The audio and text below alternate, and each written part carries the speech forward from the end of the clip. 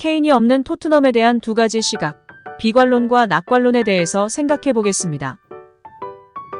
토트넘은 이전 시즌인 프리미어리그 2022-2023 시즌에 38전 18승 6무 14패로 리그 8위를 기록합니다.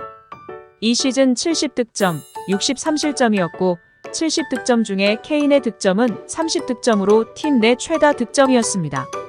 이렇게 이전 시즌 최다 득점원인 케인이 독일 바이에른 뮌헨으로 떠나자 영국 언론에서는 토트넘이 이번 시즌에 어려움을 겪을 것이라는 비관적 견해가 지배적이었습니다. 이는 폴머슨의 다음과 같은 말로 대변될 수 있습니다. 케인이 없는 올 시즌 누가 토트넘에서 30골을 넣을 거냐? 토트넘은 10위권 안에도 못 든다라는 의견입니다.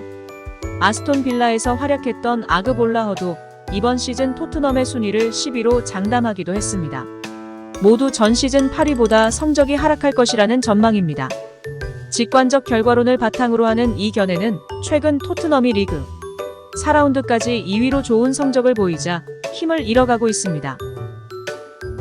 이에 반해 낙관적인 견해는 케인이 빠진 이번 시즌이 오히려 전 시즌보다 좋은 성적을 보일 것이다라는 견해입니다. 이 주장은 유튜버 아이게스의 과거 손캐듀오 활동 기간의 통계 정리에서 지지를 받고 있습니다. 아이게스 채널은 케인과 손흥민이 같이 경기에 참여했을 때와 각각 서로가 부재했을 때의 케이스를 나눠서 승률을 계산했습니다. 아이게스의 통계 정리를 살펴보자면 손캐듀오 동시 출전 시 승률은 234경기 54.3%, 손캐듀오에서 손흥민이 빠졌을 경우의 승률은 33경기 54.5%, 손캐듀오에서 케인이 빠졌을 때의 승률은 51경기 64.7%로 오히려 케인의 부재 시의 승률이 높았다는 것을 보여줍니다. 팀 내에서 가장 많은 득점을 담당했던 스트라이커 케인의 부재가 팀 성적에 오히려 긍정적이다. 얼핏 들으면 좀 이상하게 들립니다. 케인은 분명 높은 골 결정력과 연계 능력을 가지고 있는 훌륭한 공격수임에는 틀림없습니다. 그러나 생각해보면 전 시즌 케인이 다른 공격수들의 득점력을 깎아먹으면서 자신의 스탯을 쌓았다는 것을 알 수 있습니다. 콘테의 비호 아래 케인이 페널티킥과 프리킥을 독점하는 것은 물론 페리시치를 이용한 크로스 뚝배기 전술로 전폭적인 지원을 받았고 팀원들은 그에게 패스를 몰아줘야 했습니다. 그 과정에서 케인보다 높은 골 결정력을 가지고 있던 소니는 크로스를 올리는 윙백, 페리시치의 뒷공간을 커버하는 수비적 역할을 담당해야만 했습니다.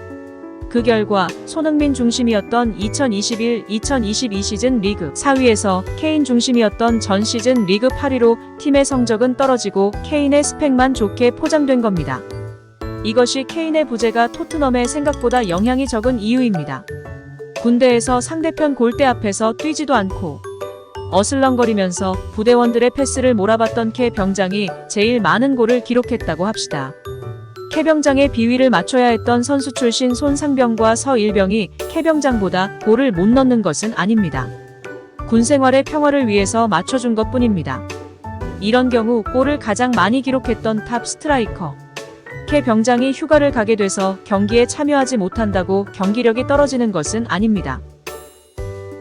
케인이 부재한 이번 시즌 4라운드까지의 성적은 11득점, 4실점으로 경기당 2.75득점, 1실점을 기록하고 있습니다.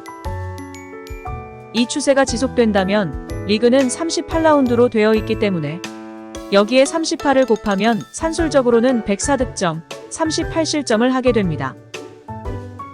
물론 토트넘이 지난 4경기 동안 만난 팀들이 리그의 중하위권 팀들이기 때문에 리그 상위권 팀들과 경기를 가지다 보면 저 정도의 기록은 나오지 않을 겁니다. 그 점을 감안하여 보수적으로 잡아도 이번 시즌 75득점 이상, 50실점 이하의 결과는 충분히 예상 가능합니다.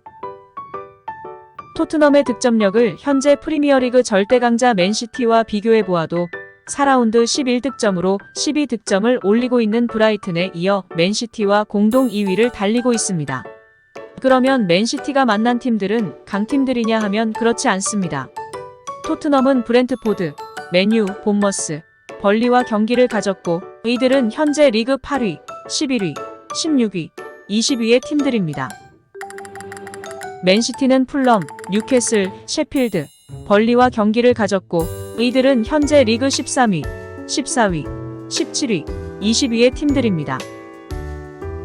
오히려 토트넘이 만난 팀들이 맨시티가 만난 팀들보다 살짝 우위에 있는 팀들이라고 할 수 있겠습니다. 토트넘은 전에도 항상 시즌 초반 성적은 좋았지만 후반 성적은 나빴다고 말하는 사람들이 있습니다. 그러나 이번 시즌 토트넘이 보여주는 경기력은 전과는 다릅니다. 팀원들은 더 조직적이고 유기적으로 움직이면서 공간을 활용하고 있고 상대 진영에서 더 많은 공격 기회를 창출하고 있습니다. 양호한 빌드업의 공격수, 미드필더, 수비수까지 득점원은 다양화되었습니다.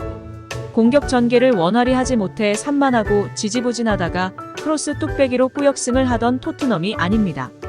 시즌 초반이라 아직 엔지 감독의 새 전술이 토트넘에 충분히 체화되지 않았음에도 좋은 성적을 거두고 있습니다. 앞으로 리그가 진행되면서 토트넘의 경기력은 더 향상될 여지가 남아 있습니다. 축담TV는 낙관론의 입장에서 케인의 부재에도 불구하고 이번 시즌 토트넘의 득점력은 하락하지 않을 것이며 실점은 줄어들 것이라고 전망합니다. 이번 시즌 토트넘은 전 시즌보다 좋은 성적을 거둘 것입니다. 케인이 없지만 회전문 수비수, 다이어도 없습니다. 솔로몬, 메디슨, 판더벤, 비카리오 등 토트넘의 이번 시즌 선수 영입은 성공적이라고 볼 수 있습니다. 엔지 감독의 전술과 캡틴 소니의 원팀 리더십으로 팀의 조직력과 사기가 올라가고 있고 이전 시즌 활약하지 못했던 비수마, 사르, 우도기도 좋은 폼을 보여주고 있습니다. 엔지 감독 체제 하에서 전술적 움직임을 구현할 수 있는 왕성한 활동력과 스피드, 탈압박 능력이 있는 멤버들로 팀 구성이 물갈이 되었습니다. 이전 시즌과는 완전히 다른 팀이라고 할 수 있습니다. 정말 이번 시즌 먼 일 낼 것 같은 분위기입니다. 스쿼드 뎁스가 얇아서 선수들의 부상이 걱정되기는 합니다. 판더벤과 로메로는 보약을 먹여서라도 시즌을 잘 마치게 해야 합니다. 경기력을 유지하기 위해서 겨울 이적 시장에 준수한 센터백 추가 영입은 필수적입니다. 이상으로 케인 없는 이번 시즌 토트넘에 대한 두 가지 시각을 살펴보았습니다. 케인이 없어도 토트넘은 걱정 없습니다.